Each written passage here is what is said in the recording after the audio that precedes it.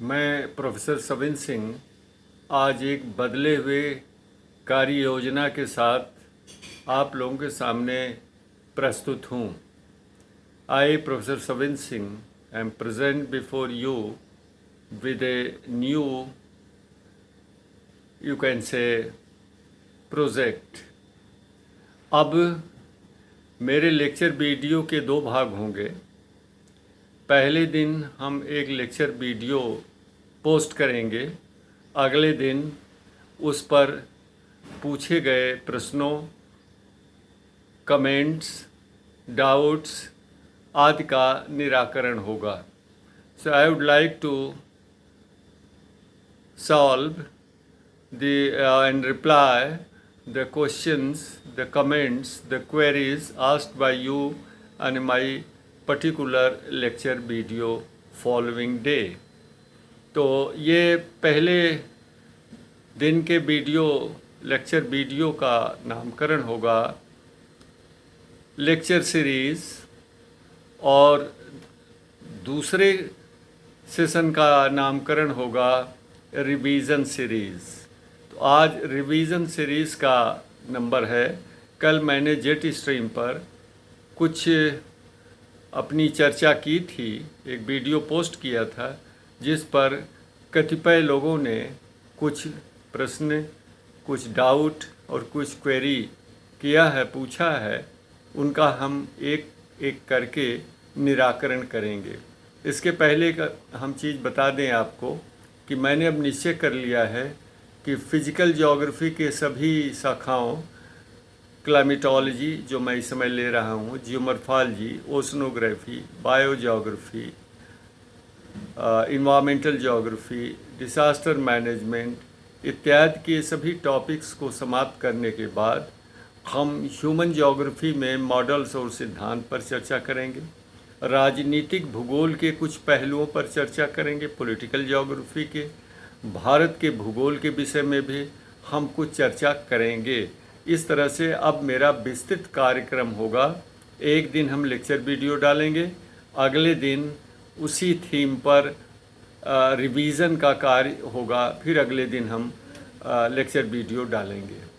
तो आज कल डाले गए वीडियो यानी जेट स्ट्रीम से संबंधित कुछ प्रश्न, कुछ शंकाएं हैं। पहला है कि जेट स्ट्रीम दो शाखाओं में क्यों बढ़ जाती है, एक उत्तर तिब्बत के पठार से और हिमालय के दक्षिण की ओर क्यों चलती है। I have already you can say described in my previous lecture video on jet stream that in the fourth stage of development of jet stream, the jet stream follows very acute meandering path. With the result, some of the bends are cut off and they form cyclonic and anticyclonic circulation systems.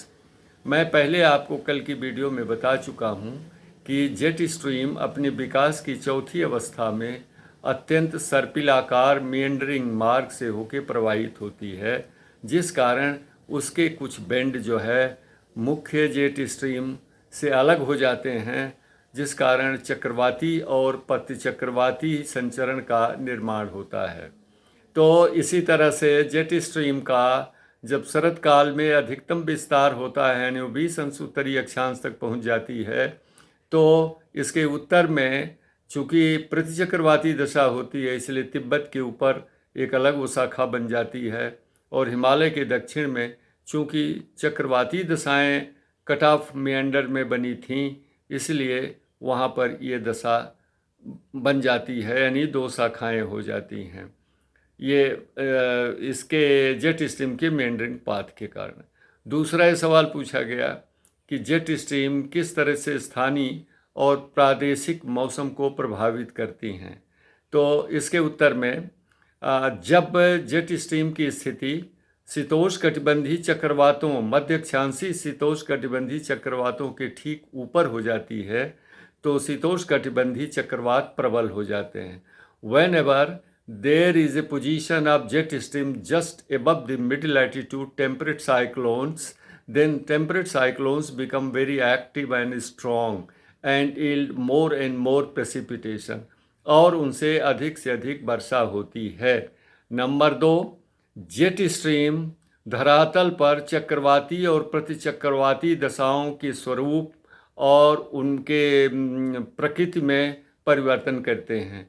Jet streams introduces changes in the nature and pattern of ground surface cyclones and anticyclones, and in turn these change anticyclones and cyclones they affect the local weather condition, और इस तरह से ये परिवर्तित रूप जो होता है चक्रवातों और प्रतिचक्रवातों का, उनके द्वारा स्थानीय मौसम में परिवर्तन होता है।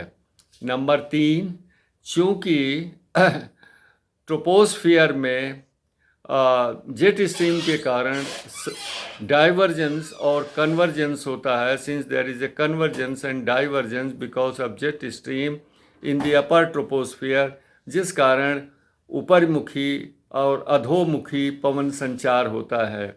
With the result there is upward and downward movement of air circulation. Cyclonic conditions जो ऊपर बनती है ट्रोपोस्फियर में, उसके कारण वायु नीचे से ऊपर की तरफ जाती है, जिस कारण ट्रोपोस्फियर और स्ट्रेटोस्फियर की हवाओं में काफ़ी मिश्रण हो जाता है। The upward movement of air in cyclonic patterns causes mixing of air in the troposphere and stratosphere। और इसका देखिए मौसम पर स्थानीय स्तर से लेकर ग्लोबल स्तर तक कैसे प्रभाव पड़ता है कि जो अपवर्ड मूवमेंट होता है, जिस कारण जब नीचे से धरातल पर क्लोरोफ्लोरोकार्बन का इमिशन होता है, उसको अपवर्ड मूवमेंट द्वारा ये हवाएं स्ट्रेटोस्फेयर के निचले भाग तक पहुंचा देती हैं। The upward movement of air brings the chlorofluorocarbon pollutant from the ground surface troposphere to stratosphere, and we know that chlorine is ozone depleting substance, और हमें जानते हैं कि क्लोरीन जो है ओजोन का क्षरण करती है। तो इस तरह से ओजोन का क्षरण होता है अपवर्ड मूवमेंट के कारण, जिस कारण ग्लोबल वार्मिंग होती है, और जब ग्लोबल वार्मिंग होती है तो स्थानीय से लेके प्रादेशिक से लेकर विश्व स्तरीय पर भूमंडलीय स्तर पर मौसम और जलवायु में परिवर्तन होता है। एंड दस the depletion of ozone layer causes global warming which affects weather conditions at local, regional and global level। अगला जो है प्रभाव मौसम पर इसका पड़ता है कि चूँकि दक्षिणी भाग में जेट स्ट्रीम के साइक्लोनिक कंडीशंस होती हैं ट्रोपोस्फेयर के ऊपरी भाग में, शरद काल में जब इनका अधिकतम विस्तार होता है यानी 20 अंश उत्तरी अक्षांश तक, तो भूमध्य सागरीय क्षेत्रों के आसपास जो शीतोष्णकटिबंधीय चक्रवात बनते हैं, उनके ऊपर भी चक्रवाती दशा होती है ट्रोपोस्फेयर में, इसलिए वह चूसक का काम करता है। जी upper air cyclonic pattern condition acts as sucking element, and with the result शरद काल में ये जेट स्ट्रीम के जो साइक्लोनिक पैटर्न्स हैं वो धरातल के चक्रवाती दशाओं को बड़े आराम से खींच लाते हैं भारत के उत्तरी भाग में, जिन्हें हम पछुआ विक्षोभ कहते हैं, वेस्टर्न डिस्टर्बेंसेस कहते हैं। एक मित्र ने यह भी सवाल पूछा था कि ये है पश्चिमी विक्षोभ को कैसे लाते हैं, तो this is the western disturbance on the ground surface is related to cyclonic condition in the meander belt in the upper troposphere।